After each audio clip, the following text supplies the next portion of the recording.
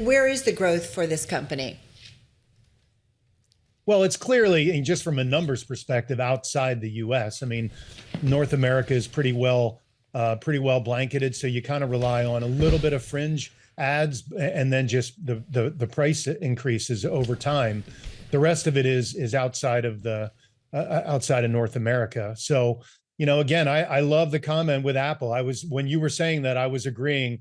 If you just focus on quality and getting people to come back for some really interesting, differentiated content, plus the sports, you're going to get more engagement in general. And that's what I hope that they focus on, because again, their goal was to be the cable. There's garbage on cable. There's good stuff on cable. They wanted everything to be on Netflix, so you didn't have to go to cable anymore. And now they have the luxury of going to quality. And that's certainly what I'm looking for when I'm listening to management. Why are you confident that they will go to quality? I think they're pretty smart people. I mean, if little old me can figure out quality and I know what consumers want, I'm pretty sure that they know what consumers want. They certainly have a lot of great data. I think personally, they've done a great job at targeting me and pushing me the right content, because you're right. There is a metric ton of library content there. Sometimes it's hard to find things, but my feed has generally been pretty good because I've separated my daughter and keeping some of that content away from me. I love that. Hey, listen, we're talking with Eric Clark, CIO over at Accuvest Global Advisors, joining us from San Diego. Just a quick recap. Netflix forecasts a second quarter of slowing sales growth, projected revenue of $12.9 billion and earnings of 82 cents a share. And we've talked about the share price has certainly been under pressure. Company seeking to reassure rest of investors by outlining a plan to sustain growth in the coming years. It's investing in new kinds of programming, live sports, video podcasts. We've been talking about all of this, but the share price continuing to be lower in the aftermarket. It's down about 8.5%. Eric, what's top of mind for you as the company gets ready to talk with analysts on the analyst call? What do you think they need to be asked about?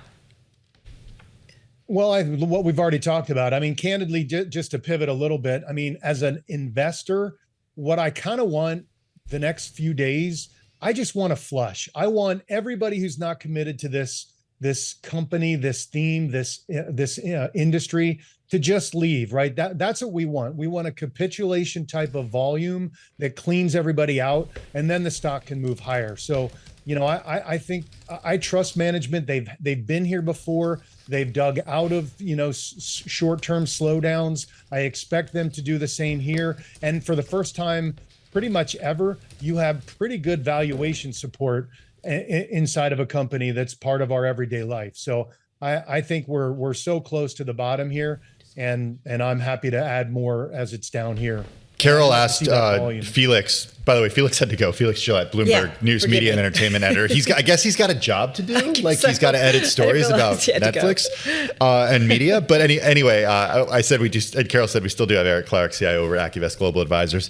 Eric, Carol asked Felix about the way the company's changing its reporting, and it reminds me of what it did a few years ago when it got rid of the reporting on the actual number of users, which was the metric that all anyone cared about, especially in its early days of it wasn't, when it was investing so much in content and wasn't as big.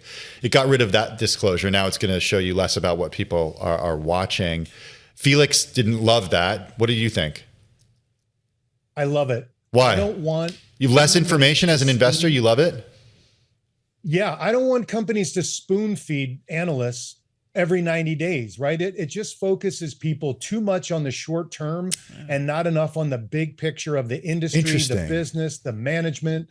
I could care less about these spoon feeds and meeting estimates by a penny.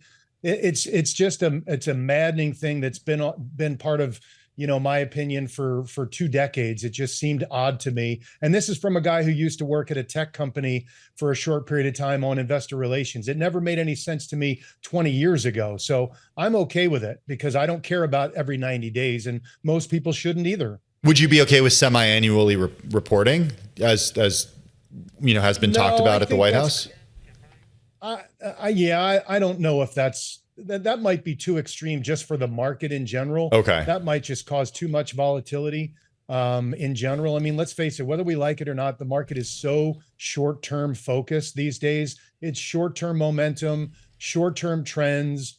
That's it, and I don't think that's healthy, but it does create lots of opportunities. And with this tech and AI, move, it's pushed a lot of super high quality businesses out of people's attention, and that's created lots of opportunities. And we're going to start seeing the opportunities, because that money that was really hot in momentum is starting to move out into other areas that look a lot more attractive and unloved.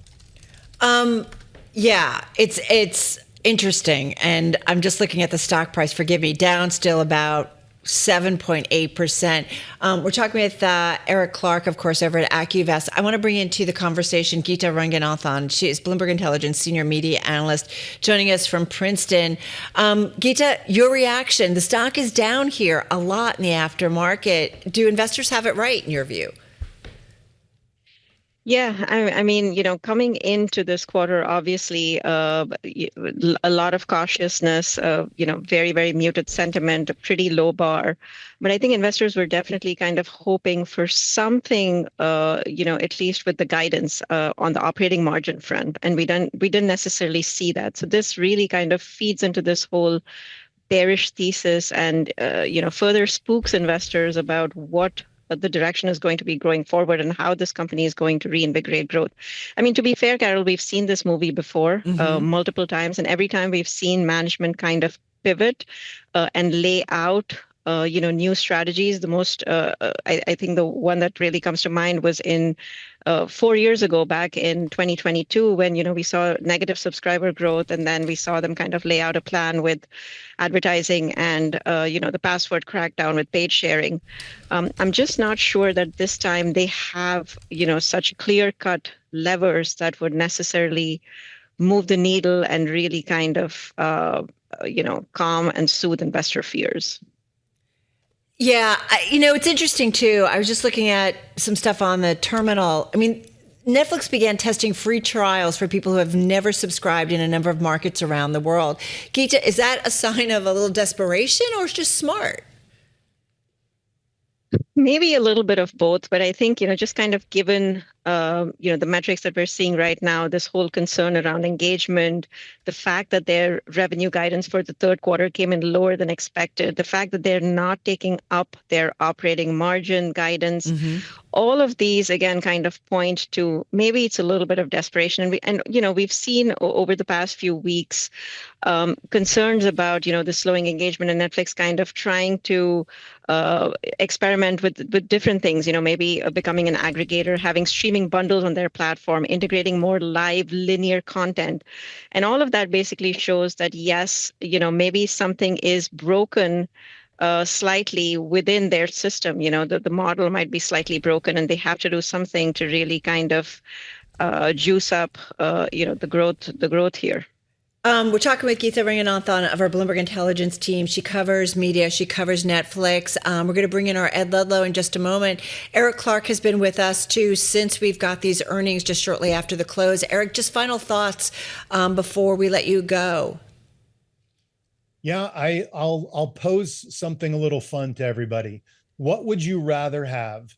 A company that's a leader that does 3 to 6% growth, that's trading at 30 or 40 times earnings, that doesn't grow very much, or a company that has 10 to 15% EPS growth, let's say 10% revenue growth, trading at 20 times, not 30 or 40, that has good margin and pricing power? Because I just described typical staples, Walmart, Costco, Procter & Gamble, all of those kind of utilities and staples.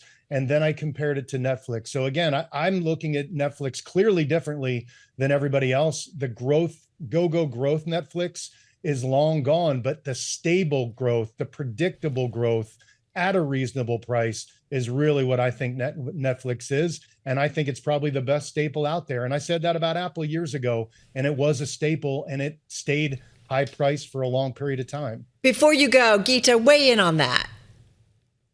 Yeah, I agree with that. I mean, this is definitely a stable growth story. And yeah, maybe we're not seeing those, exciting numbers when it comes to revenue growth, like what we were expecting, high teens, lower 20s.